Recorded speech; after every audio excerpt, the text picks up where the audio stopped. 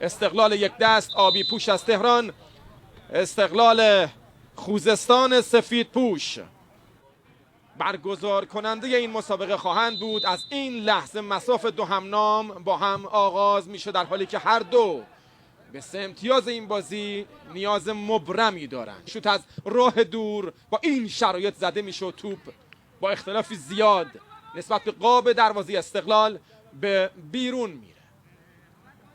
یه توپ ربایی عالی برای شاگردان خلیفه اصل، پاس مناسبتر به جبهه راست، شانس گلزنی طلایی برای اونهاست و این توپی که زمینی ارسال میشه و برمیگرده.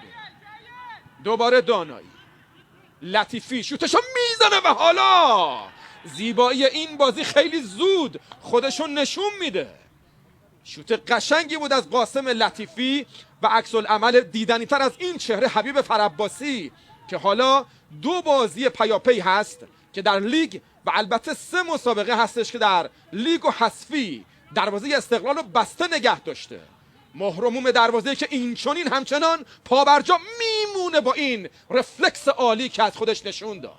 با 4 بازیکن در فاز هجومی، قاسم لطیفی از جبهه راست از همین فاصله شوتش رو زد، ولی توپش با اختلافی زیاد به بیرون میره. انتخاب‌های دیگه‌ای هم داشت. آشور ماتوف خوب میبینه هردانی رو، کنترل توپ در مسیر حرکت، دوباره هردانی، پاس طلایی، منیر الحدادی و استقلال تهران که توپ به اوت میره. مدعی قهرمانی خودی نشون میده در شهید نصیری یزد. روی حرکت این چهره منیر الحدادی، آنچه گذشت، این کنترل و نهایتا شلیکی که میبینید توپ رو با چه شرایطی به اوت فرستاد. بوهمدان، پاس زواری برای فرار جلالیوند، همه چیز آماده یه ارساله. گوشه محوطه جرمی استقلال تهران، یک کار بدون توپ و این ضربه سنگین، خدای من اوتش کرد. میرفت عدد مقابل نام استقلال خوزستان تغییر کنه، اما توپ در چارچوب دروازه آبی های پایتخت جایی نداشت. این لحظه پاس به عقبه، زواری توپ رو رها کرد و این شوت سنگینیه که میبینید. این چمن کاملا میطلبه که فوتبال روی زمین ارائه داده بشه. منیر الحدادی، بوهمدان اشتباه بدی کرد، تاوان این صحنه و این توپ. منیر الحدادی، استقلال تهران و نهایتاً توپی که بیرون میره و خطایی هم در کار نیست. راحت توپو در اختیار استقلال تهران قرار میدن. چرخش آزادی، ضربه او و مهار 2 ضربه محمد جواد کیا.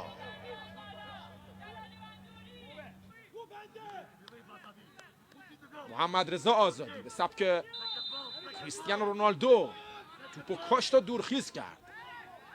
چقدر میتونه تو اون کیفیت ضربشو به توپ وارد کنه. آزادی ضربشو میزنه و توپ در چارچوب جایی نداره، هرچند با اختلاف اندکی بیرون رفت، اما یاران همدسته در استقلال خوزستان توپ رو برمیگرد.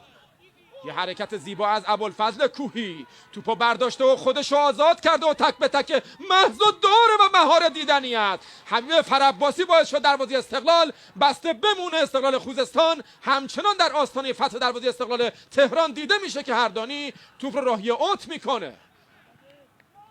آبی های پایتخت قصر در رفتن روی این صحنه. ابوالفضل کوهی عالی این توپو برداشت و جلو رفت. این آخر صحنه‌شه که فرعباسی دیدنی خودشو در برابر این توپ قرار داد. ارسال برای استقلال خوزستان، قاسم لطیفی،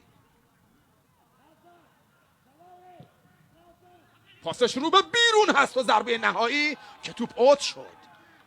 قاسم لطیفی از همون فاصله میزنه ولی توپش دیدید چگونه اوت شد.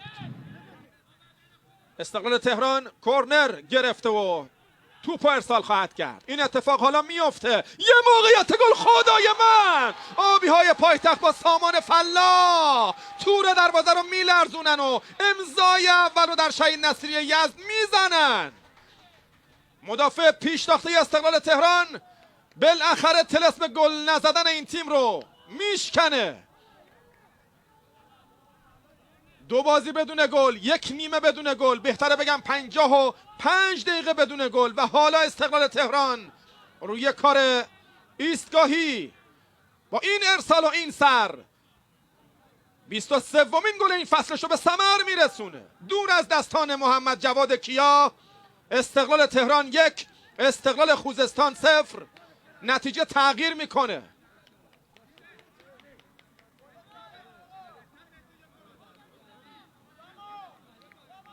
بازی از میانه زمین آغاز خواهد شد. شاگردان خلیفه اصل به داور اعتراض دارن، اما حسین زمانی منتظر تا ببینه آیا صحنه قبلی، صحنه گل، اتفاق یا تو محوطه جریمه به همراه داشته یا خیر. بررسی میشه صحنه گل. اگر خودمونم بتونیم دوباره ببینیم متوجه خواهیم شد. مهناز زکایی به همراه خانم لشنی در اتاق وی آر صحنه رو بازبینی میکنن. البته اون توپ قاسم لطیفی زده بود. بوهمدان میزنه ضربه‌شو که توپش خیلی ارتفاع گرفت. ارسالشو کوشکی بر عهده داره. سانترش کوتاه‌تره، یه تاثیر روی توپ. حالا از این سمت آسانی پاس میده. این بار پشت محوطه منیر الحدادی. یاسر آسانی از جبهه راست استقلال تهران. خود آسانی، سانت، موقعیت، تاثیرهای پیاپی روی توپ. چشمی میسازه، کنترل با سر و نهایتاً توپی که تکلیفش هنوز نامعلومه. ادامه فشار استقلال تهران. کوشکی یا آبی پوش روی زمینه. سانتیر 2 آخرین لحظه. پسران امیر خلیفه اصل کورنر میدن اما نمیذارن اختلاف 2 برابر بشه. قاسم لطیفی و استقلال خوزستان و حالا ضربشو میزنه که فقط و فقط فرعباسی میتونست روبروی توپش بیسته، چون بقیه استقلالی ها کم آورده بودن روی این صحنه. کورنر نداد اما بد توپی رو لو داد. حالا استقلال تهران شانس گل. دور خدای من، عکس العمل دیدنی کیا باعث میشه که این توپ گل نشه. از کارت قرمزش استفاده کرد برای جریمه یکی از اعضای کادر فنی استقلال خوزستان. سانتر توپ انجام میگیره. تیر 2 آرام عباسی. عدم خروج فرعباسی این توپو آزادانه رسوند به آرام عباسی، اما او نتونست ضربه رو خوب به توپ وارد کنه. همین چهره. ببینیم در اتاق وی آر چه نکته‌ای اشاره میکنم به داور بازی. به نظر آرام عباسی میگه توپه به دست مدافع استقلال تهران خورده.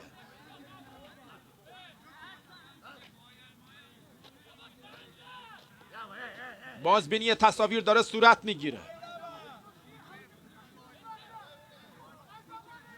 البته برخوردها رو دارن بررسی میکنن.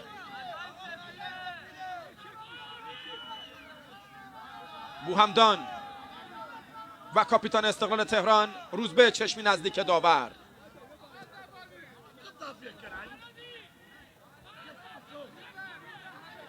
استرس سهم نیمکت نشینان استقلال تهران تو این لحظه.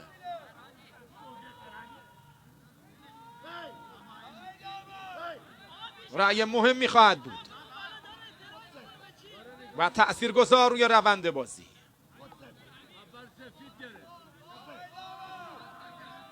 همه در نزدیکی داور.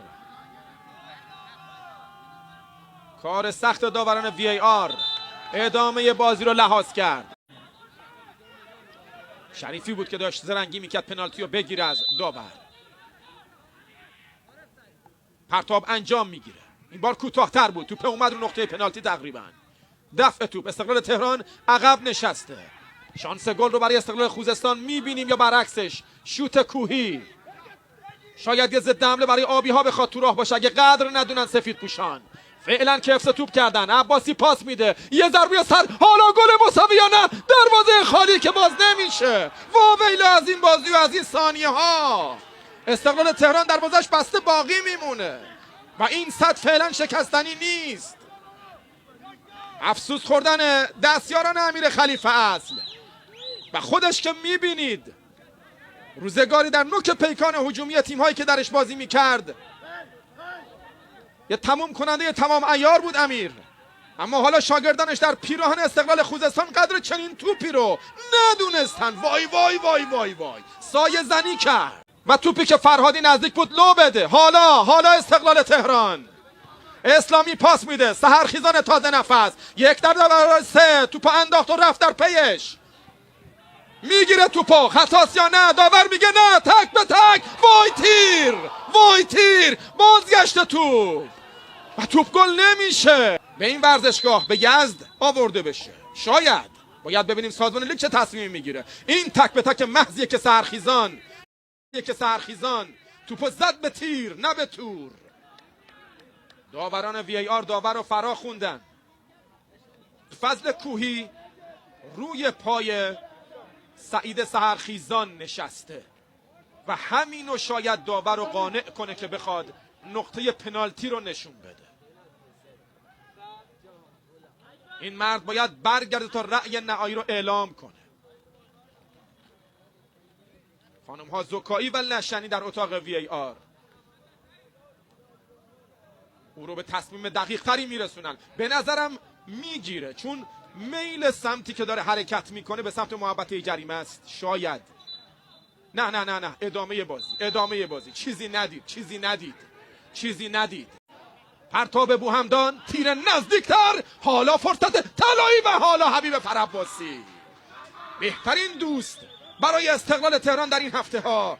حبیب فرعباسی، سنگربان استقلال، داور بازی حسین زمانی و حالا او تشخیص میده که زمان پایانه. تمام